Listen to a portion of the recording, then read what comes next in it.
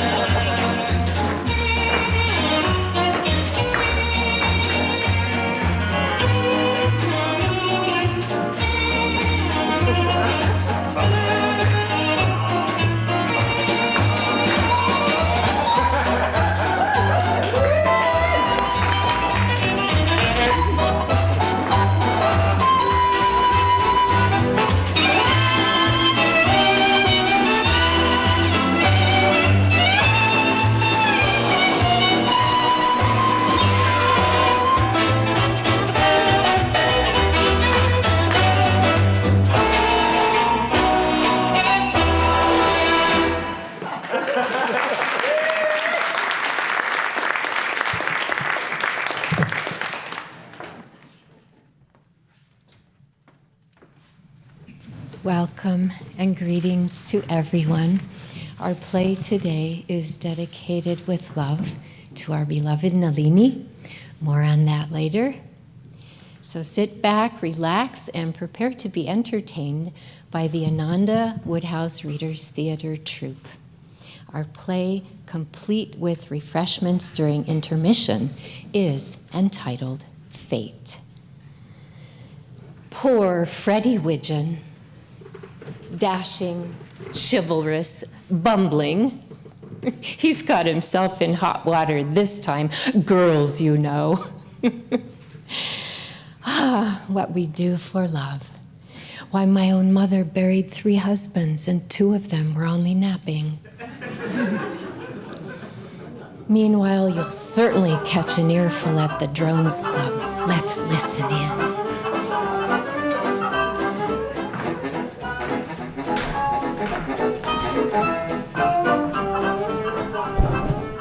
It was the hour of the morning snifter, and a little group of eggs and beans and crumpets had assembled in the smoking room of the Drones Club to do a bit of inhaling. There had been a party of sorts overnight, and the general disposition of the company was towards a restful and somewhat glassy-eyed silence. This was broken at length by one of the crumpets. Old Freddie's back? Then a bean spoke. Freddie who? Freddie Widgeon. Back where? Back here. I mean, back from what spot? New York? I didn't know Freddie had been to New York. Well, you can take it from me, he has. Or else how could he have got back? Something in that. What sort of time did he have? Not so good. He lost the girl he loved. I wish I had a quid for every girl Freddie Widgeon has loved and lost.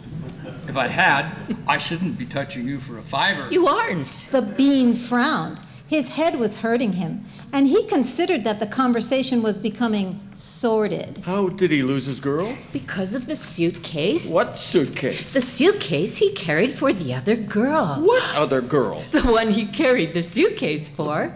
A bit complex all this, isn't it? Hardly the sort of stuff I mean to spring on personal friends who were up a trifle late last night. It isn't really. Not when you know the facts. The way old Freddie told me the story, it was as limpid as dammit. And what he thinks, and what I think too, is that it just shows what toys we are in the hands of fate, if you know what I mean. I mean to say, it's no good worrying and trying to look ahead and plan and scheme and weigh your every action, if you follow me, because you never can tell when doing such and such won't make so and so happen. While on the other hand, if you do so and so, it may just as easily lead to such and such. I mean to say, Resumed the crumpet. if Freddie, with the best motives in the world, hadn't carried that suitcase for that girl, he might at this moment be walking up the aisle with a gardenia in his buttonhole and Mavis Peasmarch, only daughter of the 5th Earl of Bochum, on his arm. The bean demurred. He refused to admit the possibility of such a thing, even if Freddie Widgeon had sworn off suitcases for life. Old Botters would never have allowed Mavis to marry a bird of Freddie's caliber. He would think him worldly and frivolous. I don't know if you are personally acquainted with the bod, but I may tell you that my people once lugged me to a weekend at his place, and not only were we scooped in and shanghaied to church twice on the Sunday, regardless of age or sex, but on the Monday morning at 8 o'clock, mark you, there were family prayers in the dining room. There you have old Botters in a nutshell. Freddie's a good chap, but he can't have stood a dog's chance from the start. On the contrary, he made his presence felt right from the beginning to an almost unbelievable extent, and actually clicked as early as the 4th day out. Were Botters and Bavis on the boat then? They certainly were, all the way over. And Botters, you say, actually approved of Freddie? He couldn't have been more all over him, Freddie tells me, if Freddie had been a Pan-Anglican Congress. The bean seemed shaken, but he put another point. What about Mavis then? What about her? I should have thought Freddie would have been the last bloke she would have considered hitching up with. I've seen her in action down at Pease March, and you can take it from me, she is very far from being one of the boys. You needn't get it about, of course, but that girl, to my certain knowledge, plays the organ in the local church and may often be seen taking soup to the deserving villagers with many a gracious word. She knew nothing of Freddie either. She liked his quiet, saintly manner and considered that he had a soul. At any rate, I can assure you that everything went like a breeze. He was helped by the fact that the sea was calm, and that there was a dashed fine moon every night. And when next morning he informed old Botcham that he now had a son to comfort his declining years, there was not a discordant note. The old boy said that he could wish no better husband for his daughter than a steady, respectable young fellow like Freddie, and they arrived in New York a happy and united family. It saddened him, he tells me, when he opened his illustrated tabloid of a morning to have to try to eat eggs and bacon while gazing at a photo of May L. McGinnis taken while she was not looking her best because Mr. McGinnis had just settled some domestic dispute with the meat axe.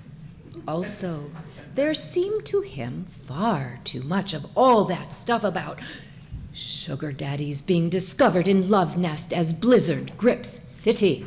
Freddie, at this juncture, found himself wandering in the neighborhood of 72nd Street, somewhere on the west side, and just in front of him was a girl lugging a dashed great heavy suitcase. Now I want you to follow me very closely here. This is where Freddie stands or falls.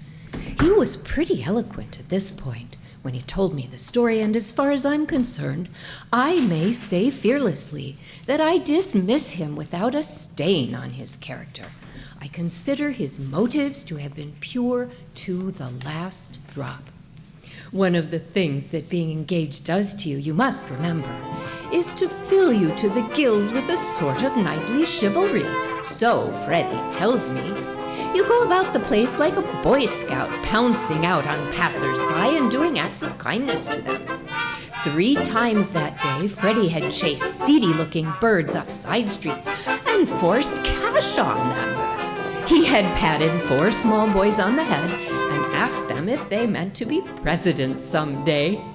He was still full of the milk of human kindness and longing to assist some less fortunate fellow traveler along the road of life when he saw this girl in front of him staggering under the weight of the suitcase.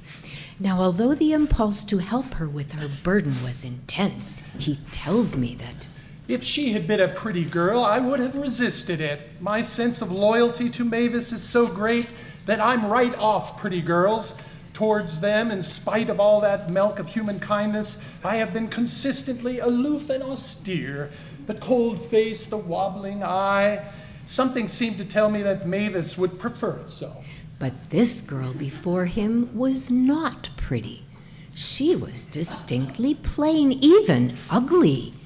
She looked as if she might be a stenographer selected for some business magnate by his wife out of a number of competing applicants. And such being so, he did not hesitate. Already the suitcase seemed to be giving the poor little thing a crick in the back, and it was as if he heard Mavis's voice in his ears whispering, Go to it. Excuse me, may I help you with that apparatus of yours? The girl gave him a keen look through her spectacles, and even though he was thoroughly to be trusted, or didn't, at any rate, she passed over the bag. And now where? I live on 69th Street. Right-ho. Presently, they came to a brownstone building in which she had flat B on the 4th floor. Well, of course, you may say that having deposited female and suitcase at their destination, old Freddie should have uttered a brief and courteous Pip, pip. and legged it. And very possibly, you are right. But consider the facts. The flat, as I have indicated, was 4 floors up. There was no lift, so he had to hoof it up all those stairs. It was a warm day, and the suitcase appeared to be packed with sheet iron or something. I mean to say, by the time I had reached journey's end, I was in sore need of a spot of repose. So rightly or wrongly, I didn't biff off, but sort of collapsed into a chair and sat there restoring my tissues. The girl, meanwhile, prattled in friendly vein, as far as Freddie can recall her remarks. Her name was Myra Jennings. She was employed in the office of a wholesale silk importer. She had just come back from the country. She had just begun to tell him that. Though I yield to no one my admiration for Ronald Coleman, I can hardly say that William Powell has a sort of something that kind of seemed to place him yet sort of even higher in a girl's estimation. When there occurred one of those interruptions, which I understand are always happening in New York, but Freddie, being new to the place, was a little startled because, you see, what happened was that just as they were sitting there chatting of this and that, there was a sudden crash. The door of the hallway, which opened onto the landing outside, was burst open, and in surged an extraordinarily hefty bloke with a big mustache. Aha! He wore a bowler hat. Behind him came a couple of other birds, also hefty and similarly bowler-hatted.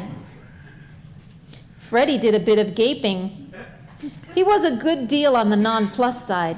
He supposed, as his head began to clear, that this was one of those cases of bandits break into home and rob too. Seems to me this case is open and shut. That's right. Open and shut. Yeah, yes, that's about what it is. Open and shut. Miss Jennings now appeared to notice for the first time that she had visitors. She spoke as follows. What in the world do you think you're doing? The bloke lit a cigar. So did his associates.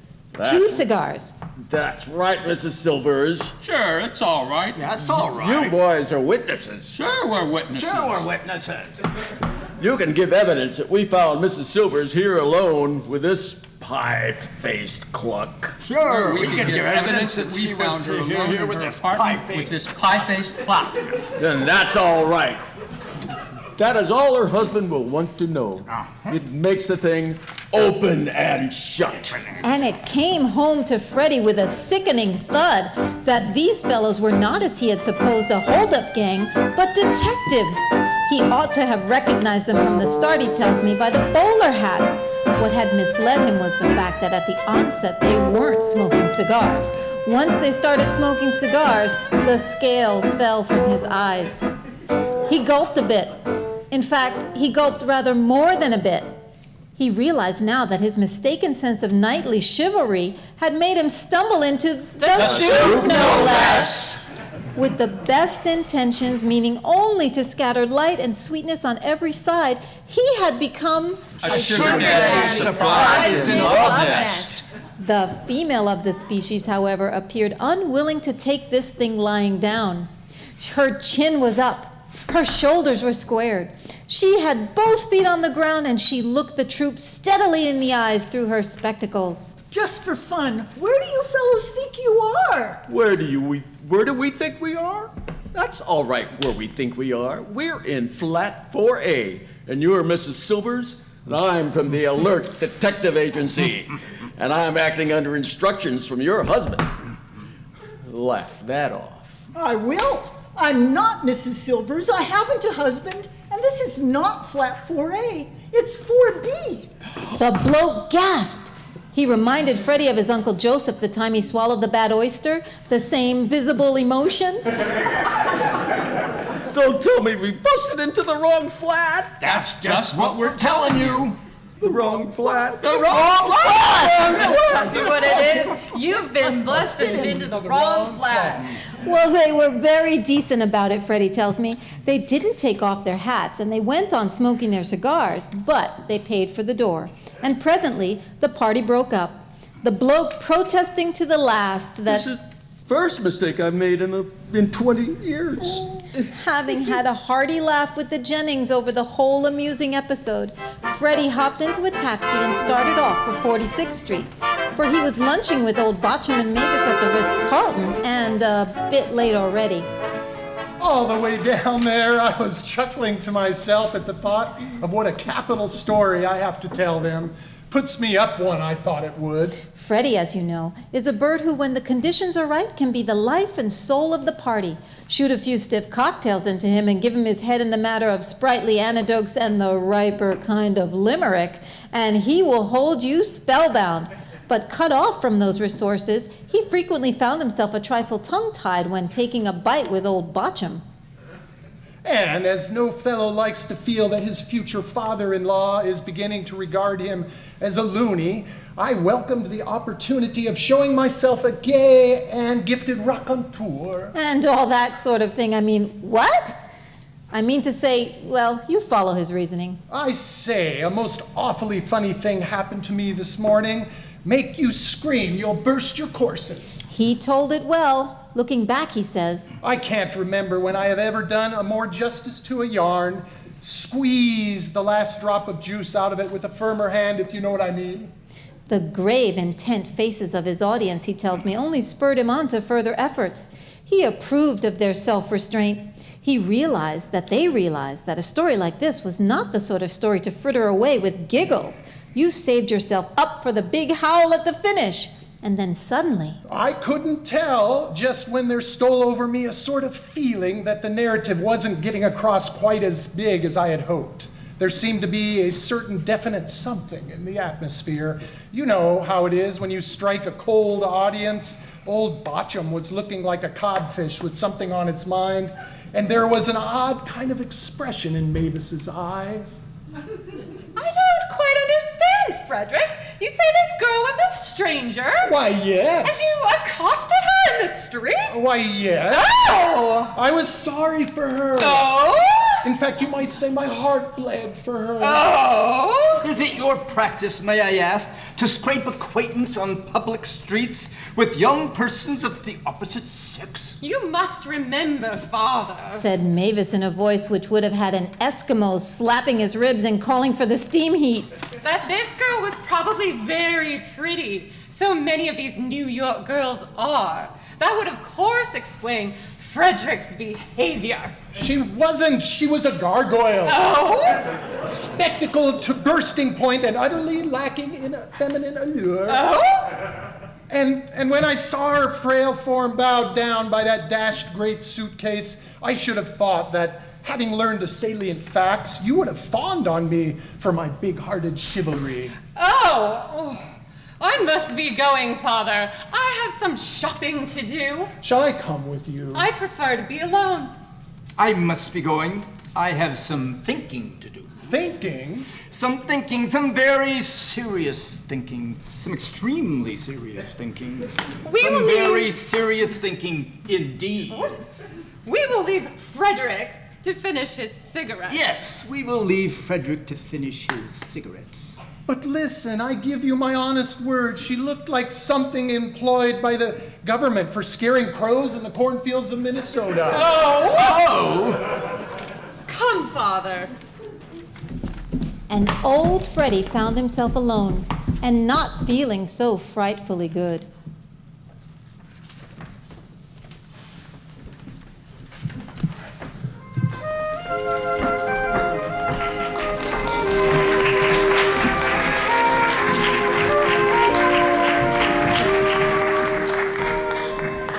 Poor Freddie Widgeon. imagine. Well, it looks like an intermission, if you know what I mean. So feast, hydrate, and enjoy here at the Drones Club, where our waiters and waitresses are waiting to serve you. See you back in 10, if you know what I mean.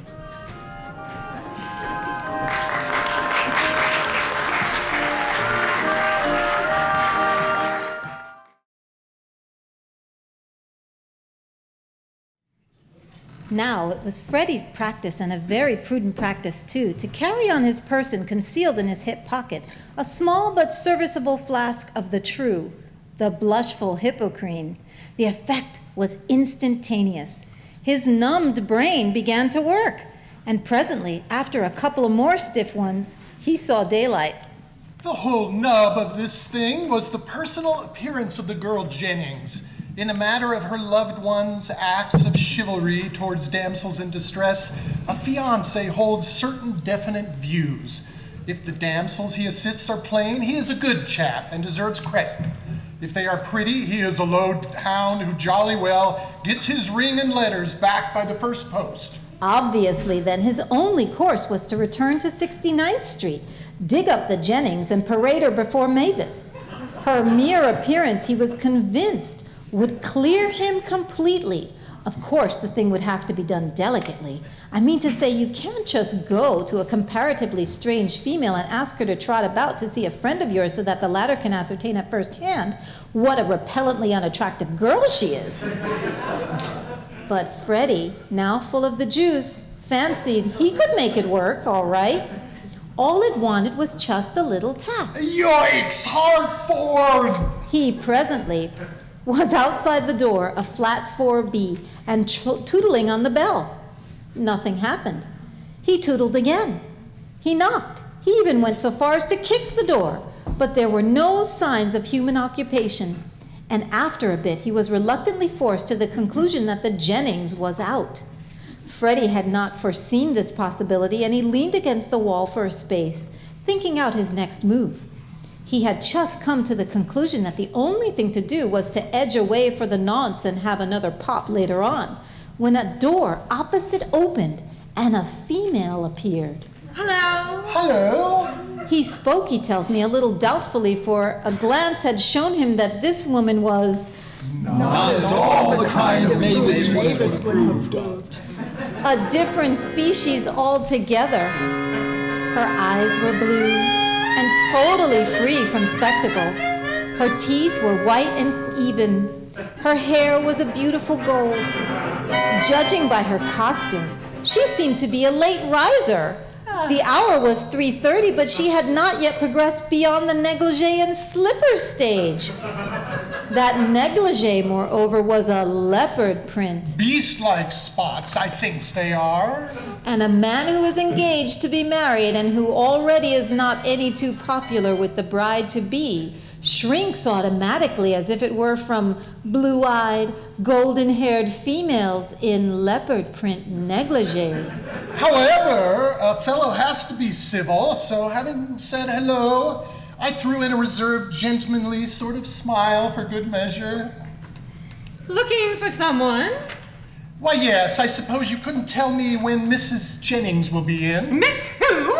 Jennings. What name? Jennings. How do you spell it? Oh, much the usual way, I expect. Start off with a J and then a good many N's and G's and things.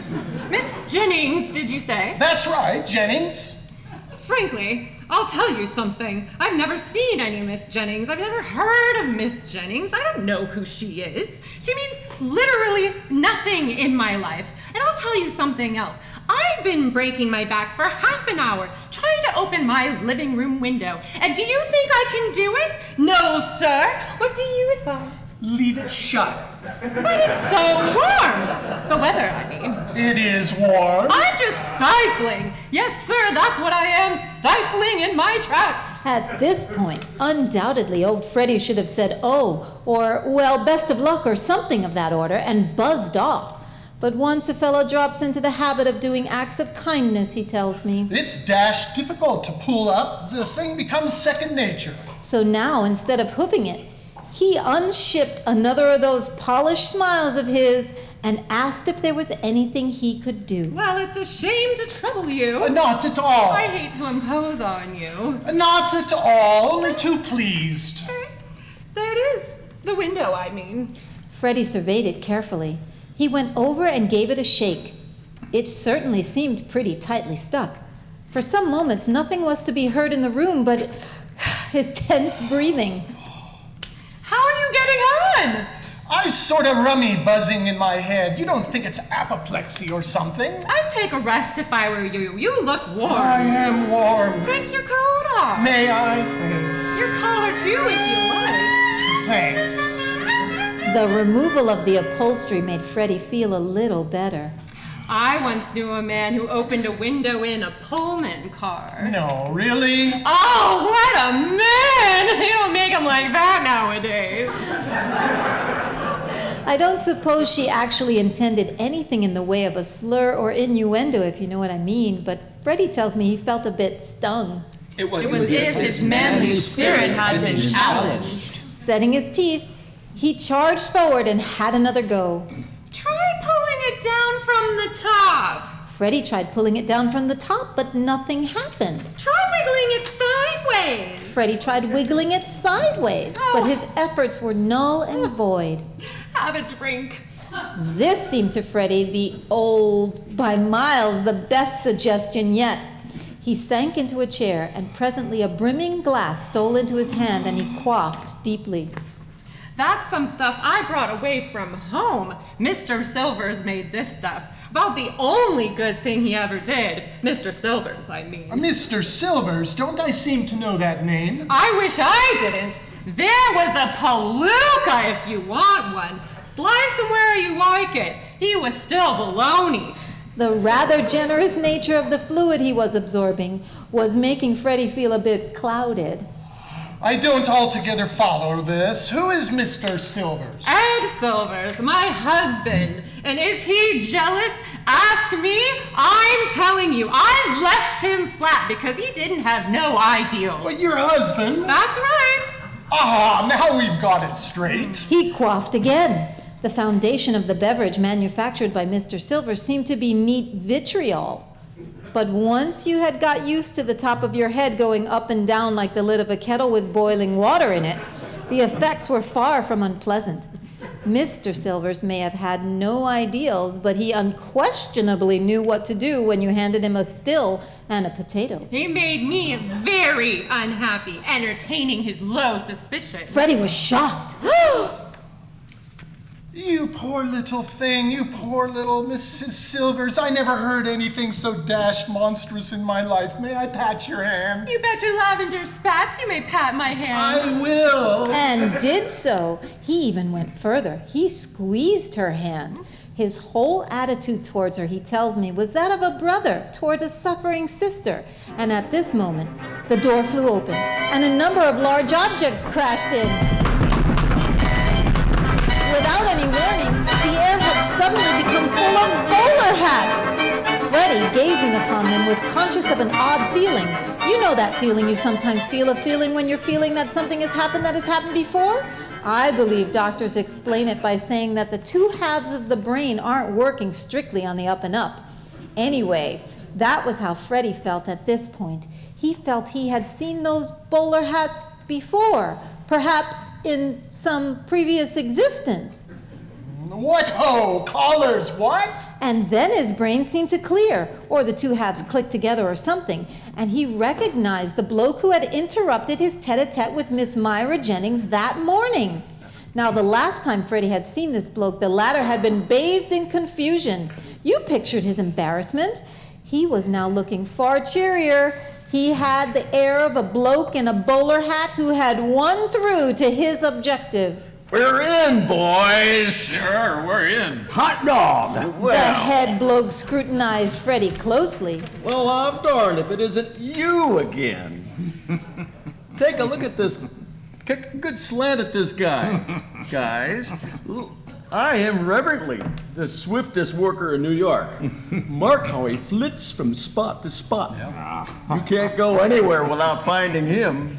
And he hasn't even got a bicycle. Freddie saw that it was time to draw himself up to his full height and put these fellows in their place. He endeavored to do so, but something seemed to prevent him. Let me explain. Are you going to tell us we're in the wrong flat again? My answer to that is yes and no. What do you mean, yes and no? This is flat 4A. True, the point I yield. This is flat 4A, but I assure you on the word of an English gentleman that this lady is a complete and utter stranger. Stranger? A complete and total stranger. Oh, then, well, what are you doing with a boa scarf around your neck? And Freddie, with acute astonishment, perceived that this was indeed so.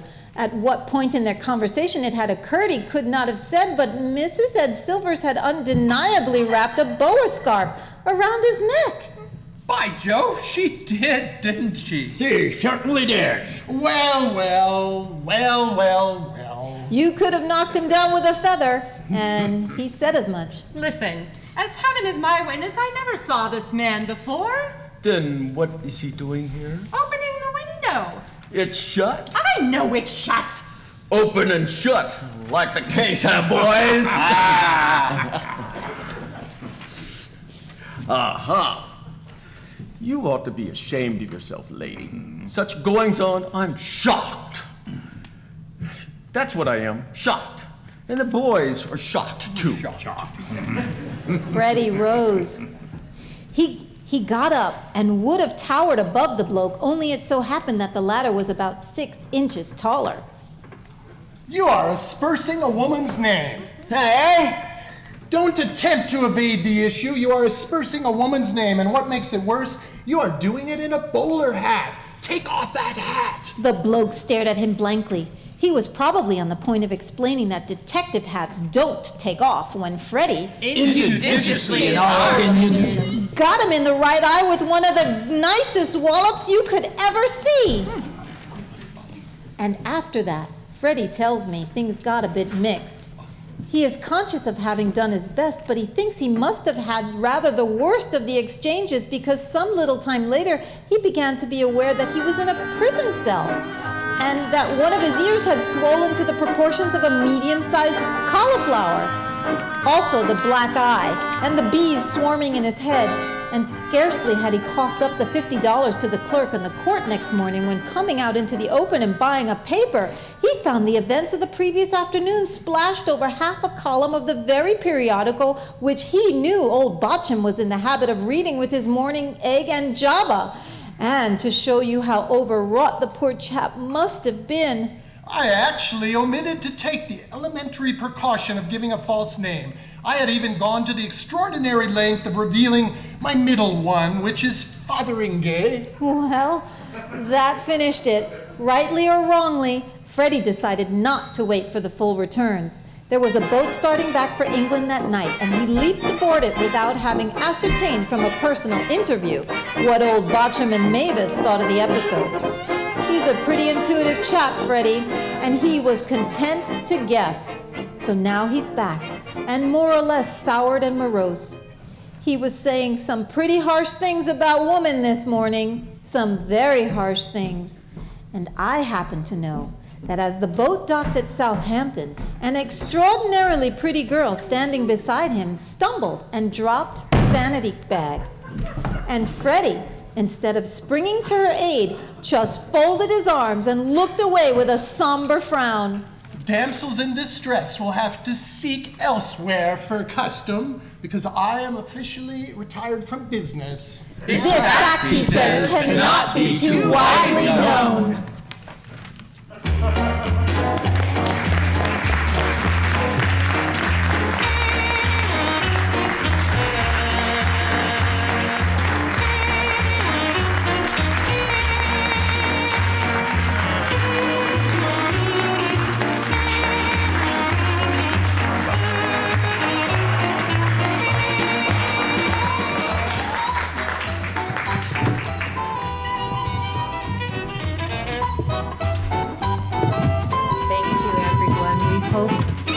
Enjoyed our play. As mentioned, this play is an offering in loving memory of Nalini, who 22 years ago had a role in this very play. And when she was given her part as Ugly Suitcase Girl, she said, "Why can't I have the part of a pretty girl?" And the answer seemed to please her, and she did a beautiful job. And it was, because you are beautiful. Rest in peace, Nalini. We hope you as well enjoyed our play. Our humble and sincere thanks go to Maggie for extraordinary costumes once again.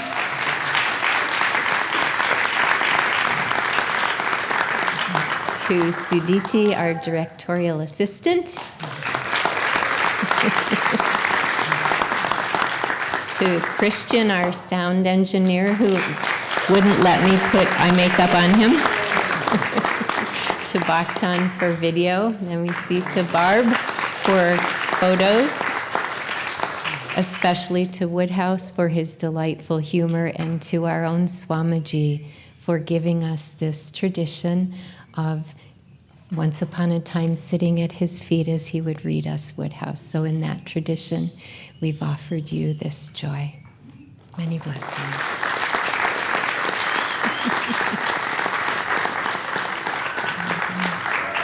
Oh my goodness. And to the Compassionate Care Group, who have allowed us this opportunity to serve you. Thank you all.